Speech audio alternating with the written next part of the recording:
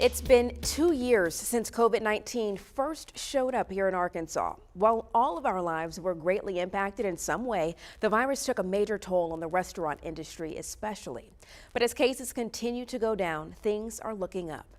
THV 11's Ian Russell sat down with some local business owners as they look back on the last 2 years.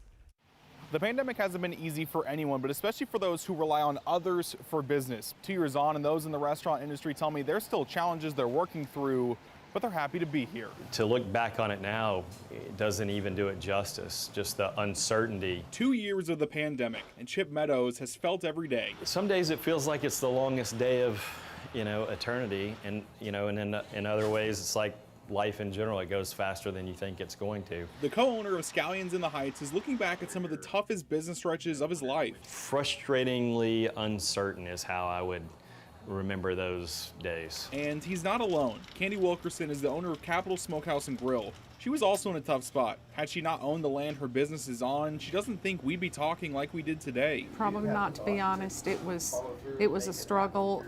Like I say, we were closed for 7 weeks. But thankfully, they're still here, greeting customers for lunch like normal. Just all of a sudden, we're back. We're full tilt and going strong. Getting here wasn't easy. Wilkerson says they probably lost half the revenue they would have gotten through the pandemic.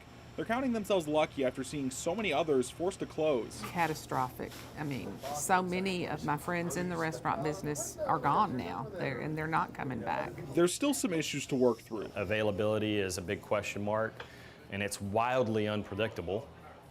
So it's still frustrating and uncertain. But it's a struggle they're used to. And while it may seem as if everything is going back to normal 2 years later, Meadows knows they still have a long road ahead. Pray for everybody that's in business and trying to serve the public, because it's every bit as challenging today as it has been throughout the pandemic. In Little Rock, Ian Russell, THV 11 News.